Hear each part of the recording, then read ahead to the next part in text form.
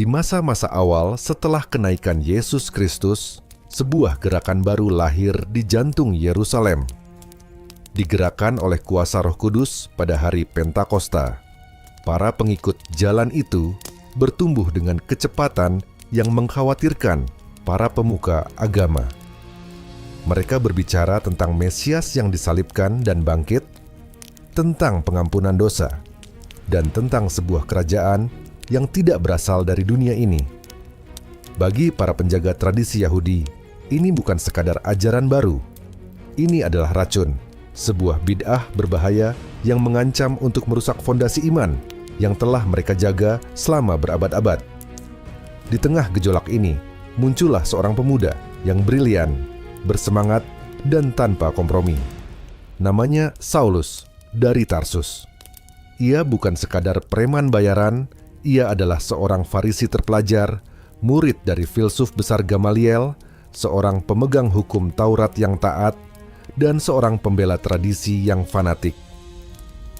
Di matanya, para pengikut Yesus adalah penghujat yang harus dimusnahkan. Semangatnya untuk Tuhan menyala-nyala. Namun semangat itu telah menjadi api yang membakar dan menghancurkan. Inilah kisah tentang bagaimana api penghancur itu diubah oleh cahaya surga menjadi obor Injil yang akan menerangi seluruh dunia. Api di dalam diri Saulus pertama kali berkobar di depan umum saat seorang diaken bernama Stefanus diadili di hadapan Mahkamah Agama. Dipenuhi Roh Kudus, Stefanus berbicara dengan berani tentang sejarah Israel dan menuduh para pemimpin telah membunuh Mesias. Kata-katanya menusuk hati mereka. Kemarahan meledak menjadi kekerasan. Mereka menyeret Stefanus keluar kota untuk merajamnya. Dan di sana, di antara para algojo, berdiri Saulus. Ia tidak melempar batu, ia hanya menjaga jubah-jubah mereka. Namun persetujuannya sama mematikannya dengan batu-batu itu.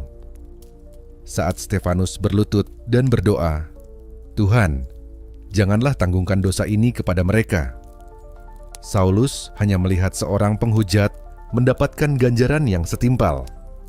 Wajah Stefanus yang bercahaya seperti malaikat dan kata-kata pengampunannya yang terakhir, mungkin tanpa sadar, menanamkan benih yang kelak akan menghantuinya.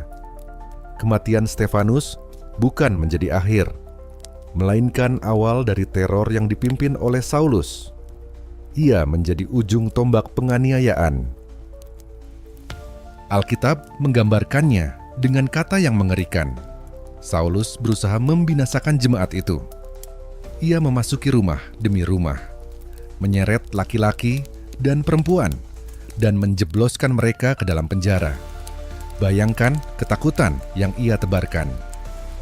Saat para orang percaya berkumpul untuk berdoa, selalu ada bayang-bayang Saulus yang mengintai.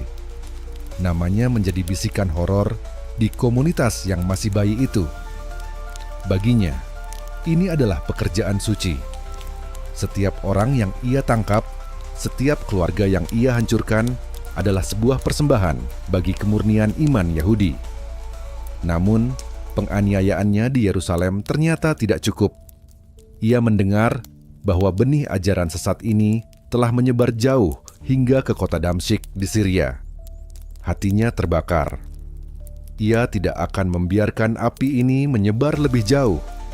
Dengan semangat yang tak tergoyahkan, ia menghadap imam besar, meminta surat kuasa resmi untuk pergi ke Damsyik, menangkap siapapun pengikut jalan Tuhan yang ia temukan di sana, dan membawa mereka kembali ke Yerusalem dalam keadaan terbelenggu. Perjalanan sejauh 240 km dari Yerusalem ke Damsyik adalah perjalanan yang panjang dan melelahkan. Di benak Saulus, ia mungkin sudah menyusun strategi, membayangkan wajah-wajah para pengikut Kristus yang akan ia tangkap. Ia adalah sang pemburu dan ia sedang mendekati mangsanya. Ia memegang surat kuasa dari otoritas tertinggi, ia memiliki prajurit, dan ia memiliki keyakinan bahwa Tuhan ada di pihaknya. Namun, di tengah hari waktu, deka hari ketika matahari bersinar paling terik, sesuatu yang jauh lebih terang dari matahari menyambar dari langit. Cahaya yang begitu dahsyat, begitu cemerlang, begitu ilahi, menyelimuti Saulus dan rombongannya. Cahaya itu merobohkannya dari kudanya, melemparkannya ke tanah yang berdebu. Dalam sekejap, sang pemburu yang perkasa menjadi tak berdaya. Semua harga diri, semua kekuasaan, semua keyakinan dirinya hancur lebur di hadapan terang surgawi itu. Kemudian, dari tengah cahaya itu, terdengar suara yang menembus langsung ke jiwanya. Suara itu tidak menuduh, tidak mengancam, melainkan bertanya dengan kepedihan yang mendalam. "Saulus, Saulus, mengapakah engkau menganiaya aku?" Saulus gemetar.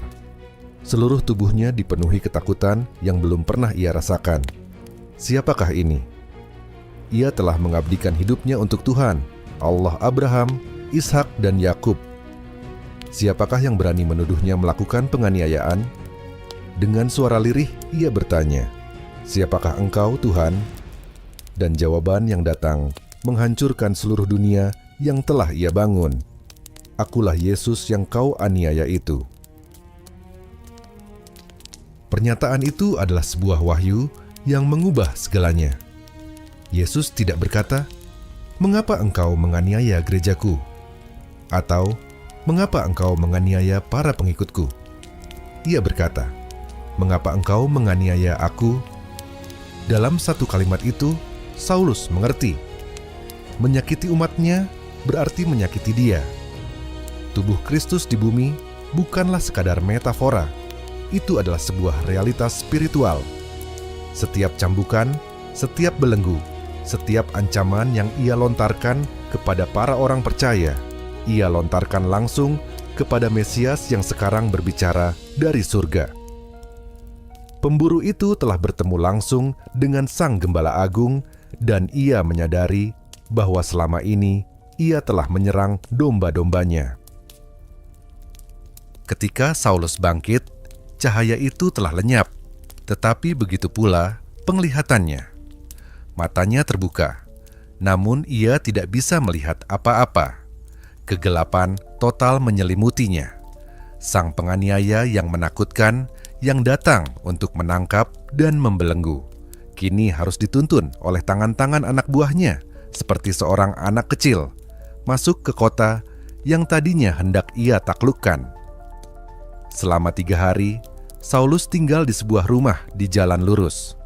3 hari tanpa penglihatan, 3 hari tanpa makan dan minum.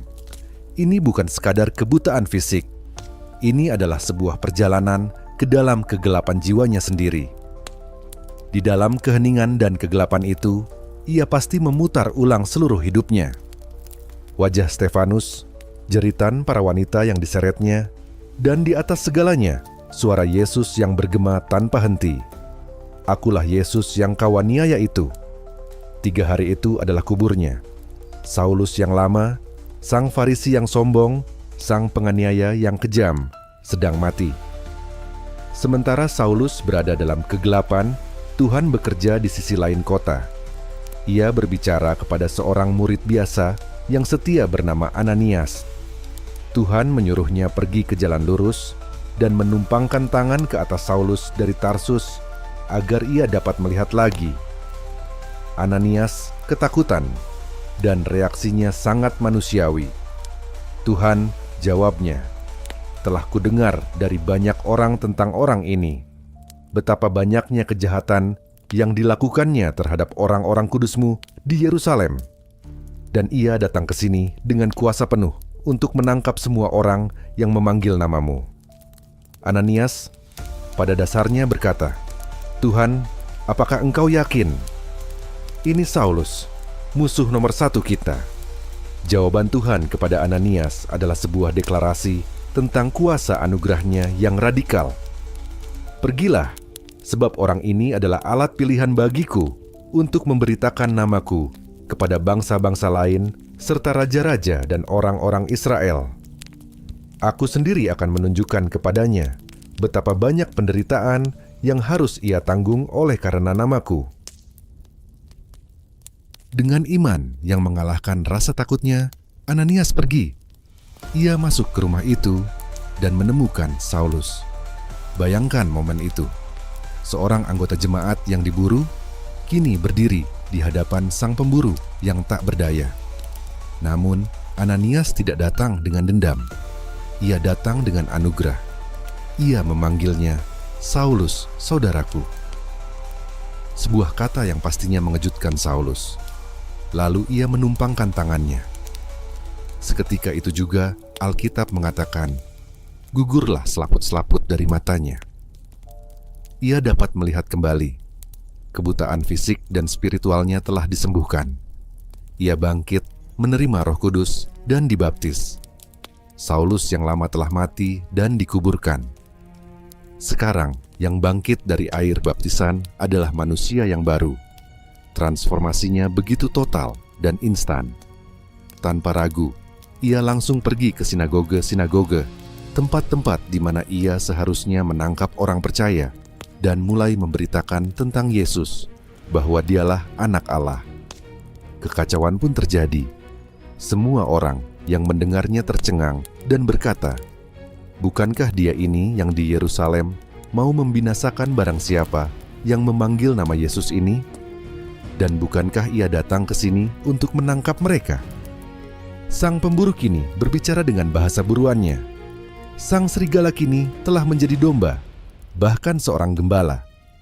Orang-orang yang tadinya hendak menjadi sekutunya kini menjadi musuh pertamanya, dan mereka yang tadinya ia buru kini menjadi saudara-saudarinya di dalam Kristus. Perjumpaan di jalan ke Damsyik adalah titik balik paling dramatis dalam sejarah gereja.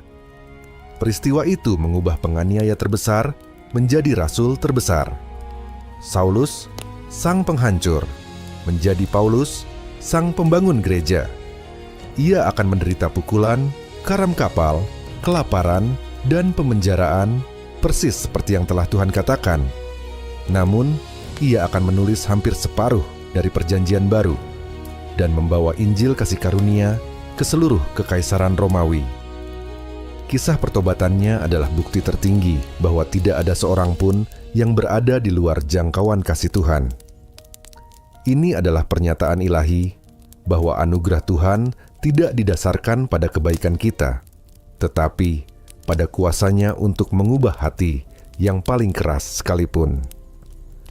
Jalan ke Damsyik mengajarkan kita selamanya bahwa cahaya Tuhan dapat menembus kegelapan yang paling pekat dan mengubah musuh terbesarnya menjadi hambanya yang paling setia.